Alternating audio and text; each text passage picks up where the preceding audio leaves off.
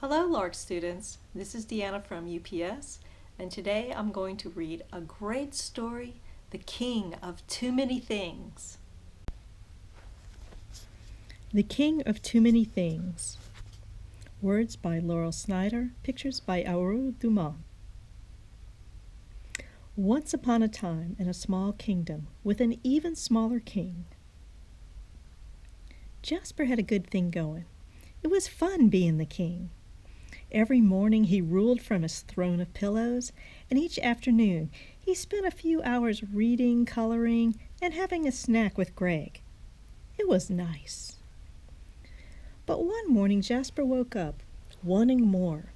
His books seemed boring, his crayons were dull, even his favorite gold crayon. "You know what we need?" he said to the wizard. "A dragon." "A dragon?" asked the wizard. "Sure," said Jasper. "Dragons are exciting. Everything's better with dragons." "I'm not so certain," said the wizard. But Jasper was the king, and so, poof! One exciting dragon. The dragons dazzled. He did loop-de-loops in the throne room. He shot through the window into the sky. But as Jasper watched, a rose bush down the courtyard burst into flames, and suddenly there were tiny fires everywhere. "Yikes!" Jasper shouted, dashing outside. "This is not what I meant by exciting. Do something. Turn him off." "Sorry," said the wizard. "I don't know how to turn off a dragon." Jasper stared at the flames. Then he snapped his fingers. "I know! Robots!" "Robots?" asked the wizard. "Robots will stomp out the fires," said Jasper. "Robots will save the day. Robots will be terrific." "I'm not so certain," said the wizard. But Jasper was the king, and so, poof! 2 terrific robots. And the bots did put out the fires. They also trudged and trampled everything in sight. Small children ran away in fear. "These robots are a problem," cried Jasper. "Try something else." "Like what?" asked the wizard. "Superheroes," said Jasper. "Superheroes?" asked the wizard. Jasper nodded. "Superheroes can fix anything. They're super." "I'm not so certain," said the wizard. But Jasper was the king, and so, poof! 3 superheroes. "Catch that dragon," said Jasper. "Stop those robots." The superheroes tied up the robots. They put the dragon on a handy leash. They even took Jasper for a ride. But when the kids of the kingdom saw Jasper flying, they wanted a ride too. Soon boys and girls were shouting all over town. They wailed from trees and porches.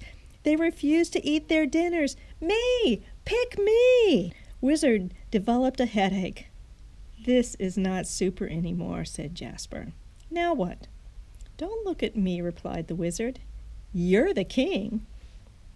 "I know." "Kittens." "Kittens?" asked the wizard. "Everybody loves kittens," said Jasper. "Kittens will stop the wailing. We need kittens." "Couldn't we just put everyone in a timeout?" asked the wizard. Jasper shook his head. "Kittens," he insisted. "Kittens are cute." The wizard could hardly argue with that. Anyway, Jasper was the king, and so, poof!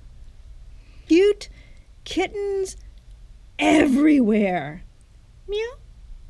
One by one, the kids stopped wailing because it's true. Everyone loves kittens.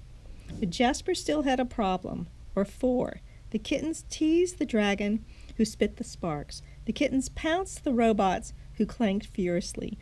The kittens climbed the superheroes, shredding their tights. And the kittens licked the butter. And then there was Greg. "Oh, poor Greg," cried Jasper. "This won't do, wizard." But the wizard was nowhere to be seen. "Wizard!" So Jasper grabbed Greg and ran away from the kittens and the mess and the noise and the fire and the clanking. He ran all the way back to the castle and the quiet throne of pillows. A few minutes later, there was a knock at the door. "Who is it?" asked Jasper. "I'm Janie," said Janie. "From down the street? I'm just returning your kitten. It makes me sneezy." "Oh, wow. I've made a big mess, huh?" asked Jasper. "You sure did," said Janie. "A real cat-chastrophe." "I'm sorry," said Jasper. "How can I make it up to you?" "Well, I could use a snack," said Janie. When Jasper returned, Janie was busy and Greg was sound asleep. After a while, Jasper looked up from his drawing. "Hey," he said, "this is nice." "It is nice," said Janie. "But do you know what would be even nicer?" Jasper shook his head emphatically. "Nothing," he said. "Absolutely nothing. Nothing at all. Nice is nice enough." "But you're the king," said Janie. "You could wish for anything. Don't you want anything more?" Jasper considered her question. "Well," he admitted at last, "I guess there could be one thing. I could use some help cleaning up all that mess." And so it was that Jasper made a friend Janie, got a snack, and Greg took a much-needed nap, and after that they rolled up their sleeves and they did a little picking up, well, more than a little. And then they lived happily ever after, only with a few more kittens. The end. I hope you enjoyed the story as much as I had reading it. Thank you for listening.